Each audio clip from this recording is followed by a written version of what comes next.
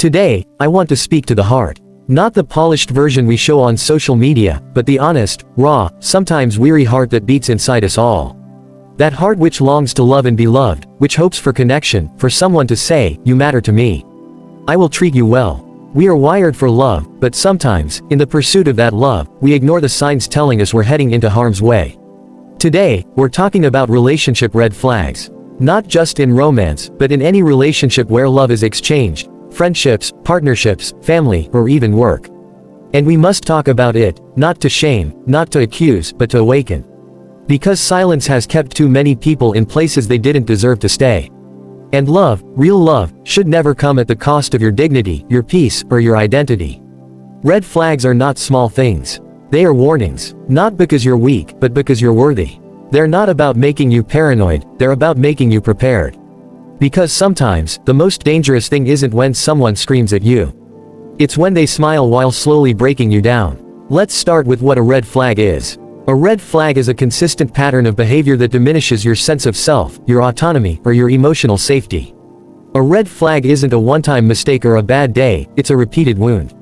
It's dishonesty you've started to normalize. It's control masked as care. It's criticism disguised as just being honest. A red flag can look like a partner who constantly belittles you but says, "I'm just trying to help you grow." A friend who always takes but never gives, and guilt trips you when you set boundaries. A boss who undermines your voice and calls it constructive feedback while steadily eroding your confidence. Red flags are subtle at first. They don't come waving giant banners. They whisper, "Maybe it's not that bad. They're just stressed. I'm overreacting." And that's the first danger, they make you doubt your own reality. Why do we ignore red flags? Because we want to believe in potential. Because love clouds logic. Because we've been told that being loyal means enduring mistreatment. Because we've been conditioned to see leaving as failure. But staying where you are consistently unseen, unheard, or disrespected, that's the real tragedy. Let me tell you something important, and I hope you remember it. Someone's love for you is not proven by their apologies. It's proven by their change. And your value is not determined by how much pain you can tolerate. Love should build. It should stretch us, yes, but not break us. It should challenge us, but never crush us. So what do you do when you see a red flag? You pause. You pay attention. You speak up. And if you are repeatedly dismissed, gaslit, or blamed, you protect your peace. You honor your instincts. You walk, or you run. Not because you don't love them, but because you're starting to love yourself more. Let me say something uncomfortable but true. Sometimes, the person throwing up red flags is you. Maybe you're the one deflecting accountability. Maybe you're the one projecting past wounds onto someone who doesn't deserve them. Growth starts not in blaming others, but in being honest with ourselves. That's not shame. That's courage. We've all been both the wounded and the wounders. Healing is not about becoming perfect, it's about becoming aware. If we want better relationships, we have to be willing to do the hard work of becoming better people. But no matter how much work you do, you cannot force someone else to grow. You can only invite them. And if they choose not to meet you where respect and empathy lie, you are not obligated to stay. Hear this loud and clear, you do not need someone to hit you for it to be abuse. You do not need someone to scream at you for it to be toxic. You do not need to justify your pain with proof, it is enough that it hurts. The cost of ignoring red flags is high. It can cost you your voice, your confidence, your ability to trust, your time, your light, and time is the one thing you cannot get back. But there is hope in all of this. This speech is not about fear, it's about freedom.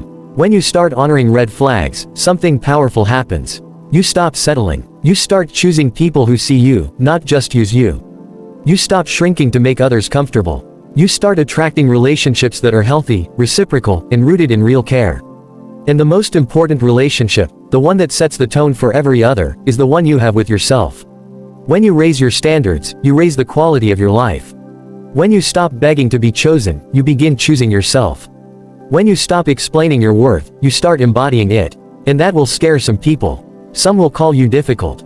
Others will say you've changed. Good. You were never meant to stay the same. You were meant to evolve.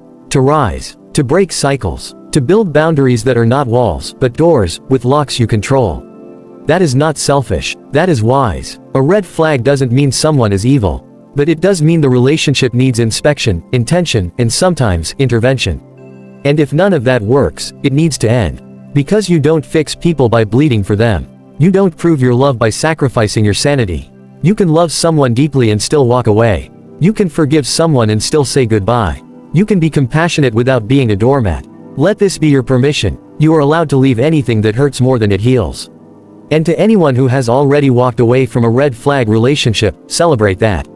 That took strength most people never see. You didn't just leave a person. You left a pattern. You reclaimed your story. To those still in it, unsure, scared, doubting, you are not alone. You are not crazy. And you are not weak for staying a little too long. You were just hoping love would win.